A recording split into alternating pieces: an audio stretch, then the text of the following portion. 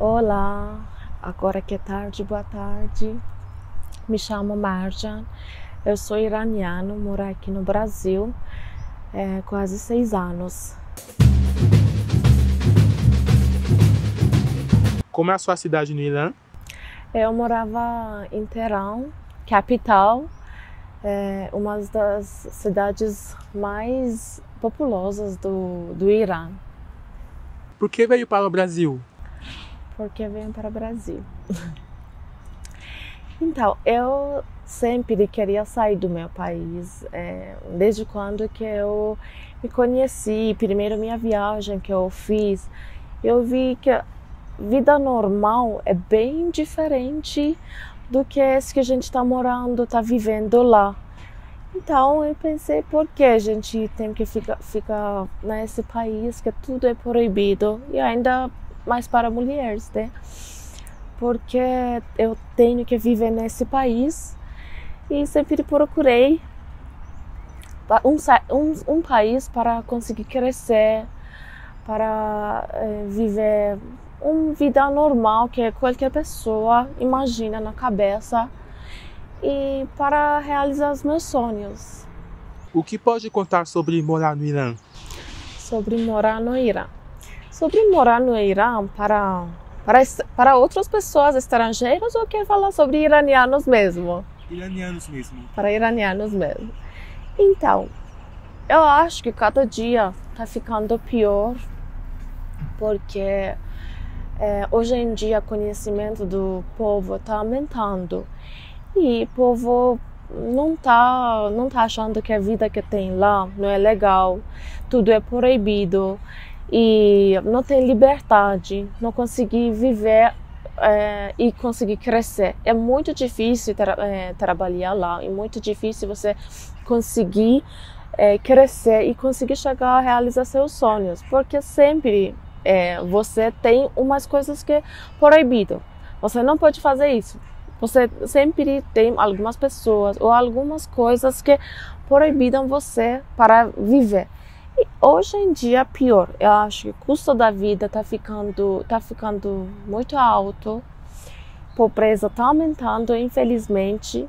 Sobre o país, se eu quero falar, país bem antigo, lindo e muito antigo.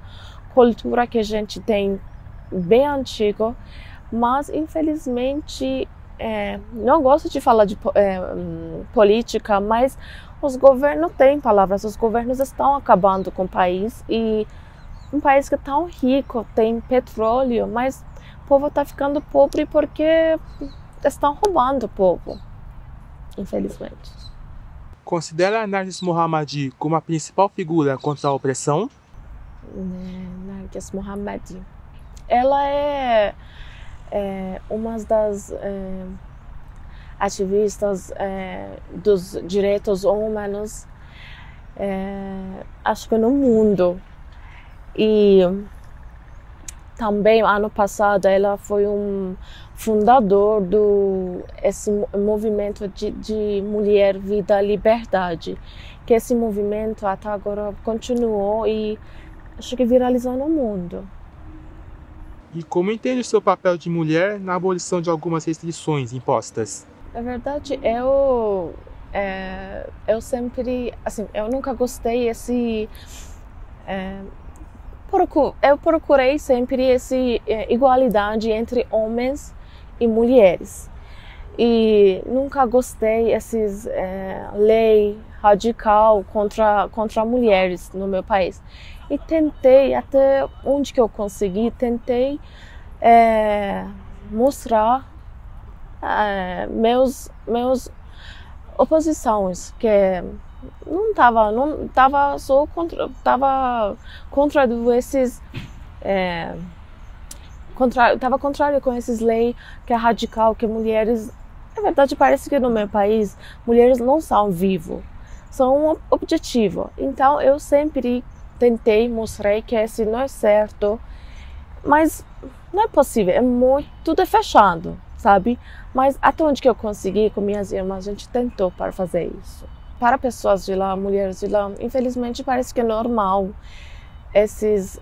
não sei que já ouvi sobre Gestalt ou não, mulheres sem fazer algumas coisas ruins ou erradas, sem alguns crimes, pode elas ficam presas ou vão. Para mim mesmo, 2 vezes isso aconteceu. Uma vez eu estava dentro do meu carro, estava dirigindo dentro do meu carro, meu pai estava ao meu lado, eu ainda estava com véu, mas esse véu foi um pouquinho para trás só. E eu estava conversando com meu pai e esse véu foi para trás. E eu não vi, meu pai não vi, a gente estava conversando, um carro de policial passou. E eles pararam o carro. Tinha sorte que meu pai estava comigo, senão eles levaram o carro também. Eles me levaram na delegacia. Por quê? Porque esse véu estava atrás. Deveria assinar, deveria ficar preso. Assim, na delegacia fica preso só 2 noites. E porque eu não queria assinar esse papel, porque você quando que assina tem que falar que nunca vai acontecer de novo isso. Se acontecer, você vai ficar preso. Se você não assina, também vai ficar preso. Eu não queria aceitar, assinar. E eu estava até adolescente, nessas coisas que não quer brigar para seus direitos. Mas enfim, deveria pagar multas para não entrar no preso. É verdade que vocês não gostam de serem confundidos com a etnia árabe? Gestão não é não gostar, mas eu acho que pela falta de conhecimento e informação, a maioria acham que a gente é árabe também. E a gente fala árabe também, mas a gente é persa, a gente fala farsi. E nossa cultura é diferente com eles e também, mas a gente só é vizinho. Por que o Tarof pode ser difícil para um estrangeiro entender? Então, Tarof, eu acho que é uma coisa da cultura só dos iranianos. E eu acho que só para mostrar que pelo respeito ou valorizar ou mostrar que esses amigos, esses convidados são muito importantes para nós. A gente tem esse Tarof. Então, o que é Tarof? Tarof, por exemplo, eu convido você na minha casa. Tudo que eu tenho, vou colocar na frente de você para comer, beber, aproveitar. E claro, você como estrangeiro vai sem vergonha, sem nada, né? Você vai comer, beber o que você gosta. Mas eu não gosto muito essa cultura. Mas tem, por exemplo, convidados iranianos mesmo. Fala, não, obrigado, não quero. Mesmo assim que quer, fala, não vai falar que não quero, obrigada, não quero, obrigada. Ou você quer, você come, ou você não quer, não come. Mas essas coisas aqui não tem. Você vai, seus amigos, se você quer. Lá até acontece, você não quer dar uma coisa que você está comendo com seus amigos, mas você acha que é obrigação. Antes que você comece a comer, mostra para seus amigos. Quer comer? Come. Assim, obriga que comer. Tem que comer, não come. Você não para de falar. Aqui só uma vez, você fala. Quem que quer pega, quem que não quer não pega. Mas lá não tem isso. Você tem que falar 10 vezes, ou come e obriga para comer. O iraniano, por ter superstições, quantas crenças populares são as mais conhecidas? Tem bastante, né? Tem muito. Que eu acho que assim, antigamente o povo acreditava muito. Mas eu acho que hoje em dia diminui bastante. Não sei, talvez pelo conhecimento diminui muito, mas, por exemplo, algumas que são muito popular, por exemplo, respirar.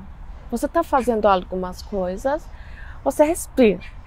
Você tem que parar do isso que está fazendo. Se você respirar uma vez, se você vem 2 vezes, tem que continuar. Esse é muito comum, mais que é muito comum. Não pode usar tesoura à noite. Se você usa tesoura à noite, você vai acontecer as coisas ruins. O gato preto também. Se você veja o gato preto, esse dia que você viu esse gato preto, vai acontecer uma coisa ruim para você. Essas acho que é muito popular. E pessoalmente, tem alguma ou tinha? Eu tinha, mas hoje em dia não acredito. Como o Brasil pesou na sua escolha em relação a outros países? Brasil. É verdade, eu conheço muitos países, viajei bastante. E quando que viajei aqui no Brasil, eu nunca me senti como um estrangeiro, um estranho. Parece que estou no meu país mesmo. Pessoas são muito gente, te respeitam com um carinho. E eles se comunicam rapidamente. Acho que foi isso que eu gostei, assim, porque não foi igual a outros países. Outros países não é tão fácil, pessoas vão sentar com você, ficam amigos com você, mas aqui essas coisas, eu acho que a primeira coisa foi povo mesmo, que são muita gente, tem carinho. E depois, meu trabalho. Eu achei para a área do meu trabalho um lugar que eu consegui crescer. O que passou a dar valor ou ainda mais valor na sua vida depois de vir para cá? Depois vim para cá, que agora eu consegui, igual um ser humano, ter uma vida normal. Penso para meus sonhos, sem medo. E por ser maquiadora, o que significa a sua alegria de abrir sorrisos de mulheres? Acho que essa parte é a melhor parte da minha vida que aconteceu. Quando que o cliente senta na minha cadeira, primeira coisa eu sempre pergunto os gostos das minhas clientes. Depois eu tento que realçar e mostrar mais beleza das pessoas. E final do meu trabalho, quando que eu mostro o meu trabalho para cliente com espelho, no espelho, esse sorriso na boca da cliente de satisfação me deixa tão feliz, com uma alegria, que eu também, sem querer, dou um sorriso sem querer. Eu acho que é a melhor coisa da minha vida. E até imaginar um dia da noiva, que é totalmente dia da noiva, no salão é diferente, o clima é diferente. E eu, como a minha noiva, cada momento eu aproveito com elas também. E qual palavra te significa mais? Paz, alegria ou liberdade? Paz, alegria e liberdade. Claro que é liberdade. Para mim é a liberdade que eu estou aqui. Mas eu acho que essas três palavras se completam, sabe assim. Se você nunca pode ter paz sem liberdade. Sem liberdade você nunca é feliz. Mas tem que ter liberdade para conseguir ter paz e alegria. Aqui no Brasil, você se sente livre? Sinto livre. Sinto livre.